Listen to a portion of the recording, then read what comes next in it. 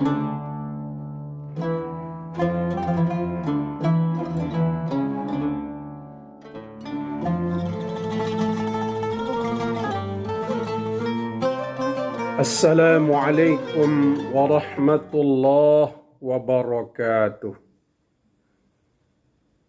Alhamdulillahilladzi kana bi'ibadihi khabiran basira. Ashhadu an la ilaha illallah wahdahu la syarika lah. Wa ashhadu anna Muhammadan abduhu wa rasuluh. Allahumma fasalli wa sallim wa barik ala Muhammad wa ala alihi wa sahbihi ajma'in, amma ba'd. Pemirsa muslimin muslimat rahimakumullah. Pada satu ketika Nabi Muhammad sallallahu alaihi wasallam beserta para sahabat duduk bersama di pinggiran kota Madinah ketika itu. Lalu lewatlah satu rombongan orang membawa keranda jenazah untuk disolatkan di masjid. Lalu ketika keranda itu lewat, Nabi berdiri dan para sahabat berdiri dan bertanya kepada rombongan, "Wahai sahibul janazah,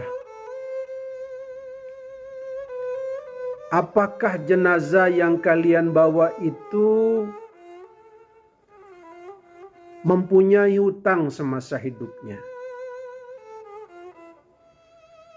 Lalu keluarga jenazah menjawab, Ya Rasulullah, almarhum ketika masih hidup dan meninggal, dan dia meninggalkan hutang sebanyak 4 dirham. Mendengar jawaban itu, Rasulullah sallallahu alaihi wasallam mempersilakan rombongan tadi membawa keranda ke masjid untuk disolatkan. Kemudian Rasulullah katakan, silahkan kalian solatkan jenazah keluarga kalian, aku tidak ikut. Saudara, keterangan ini 4 dirham yang ditinggalkan hutang almarhum, Nabi tidak mau mengikut. Nabi tidak mau ikut mensolatkan jenazahnya. Hanya 4 dirham. Bayangkan bagaimana orang sekarang ini ketika meninggal korupsinya besar-besaran. Mengambil hak anak yatim, mengambil hak orang, lalu meninggal. Bayangkan saudara-saudara, bagaimana tanggapan Rasulullah melihat umatnya yang begitu banyak meninggalkan hutang ketika meninggal. Maka Rasulullah ketika itu hanya 4 dirham tidak mau mensolatkan jenazah tersebut. Namun sebelum rombongan jenazah itu lewat, turun malaikat Jibril datang kepada Rasulullah sallallahu alaihi wasallam. Lalu malaikat Jibril berkata kepada Nabi, "Ya Rasulullah, aku menyampaikan salam dari Allah dan membawa perintah solatkan jenazah itu." Lalu Rasulullah sallallahu alaihi wasallam kembali bertanya kepada Jibril, "Ya Jibril, alangkah hebatnya orang ini meninggalkan hutang 4 dirham, lalu Allah langsungnya memerintahkan aku untuk mensolatkan jenazahnya. Apa keistimewaannya?" Wah, gitu. Akhirnya dijawablah oleh malaikat Jibril ketika itu bahwa hutang orang ini akan dibayar oleh keluarganya. Dan ketahuilah bahwa orang ini semasa hidupnya mempunyai amalan. Setiap hari dia lakukan amalan-amalan. Apa kehebatan amalannya itu? Apa amalan itu? Maka disebutkanlah oleh malaikat Jibril, orang ini semasa hidupnya setiap hari setelah sholat subuh membaca surah Al-Ikhlas sebanyak 10 kali. Setiap habis sholat subuh membaca surah Al-Ikhlas.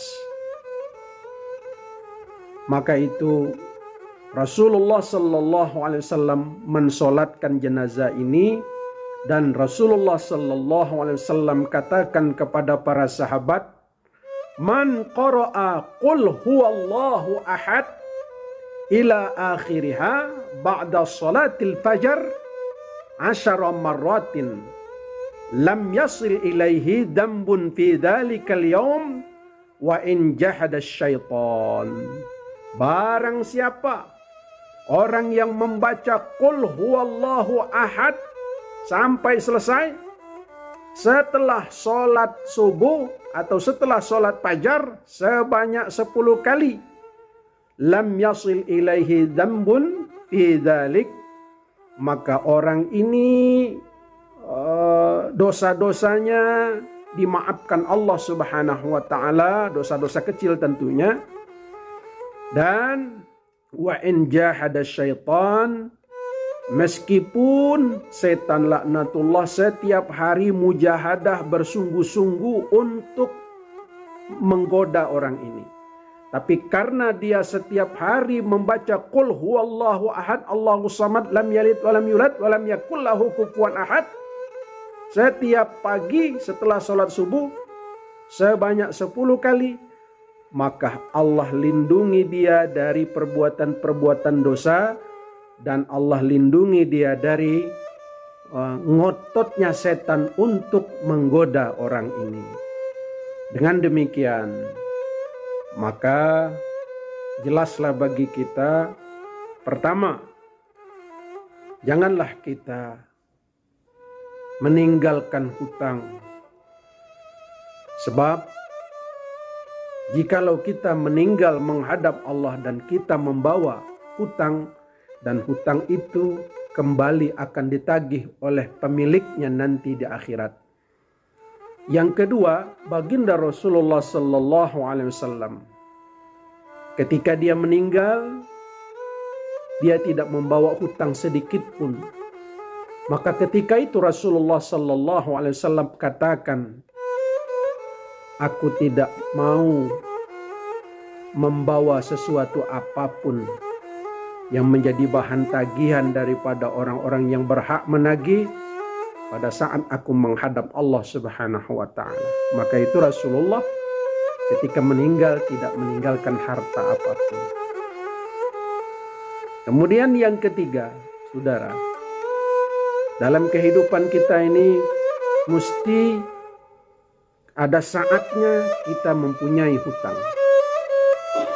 Tapi berdoalah pada Allah Subhanahu wa taala agar Allah membantu kita untuk dapat menyelesaikan hutang piutang itu, dan jangan lupa agar kita terhindar dari dosa-dosa, dari ngototnya setan mengganggu kita. Banyakkan kita membaca surah Al-Ikhlas, qul huwallahu ahad. Demikian, wallahu muwaffiq ila aqwamit thariq. Assalamualaikum warahmatullahi wabarakatuh.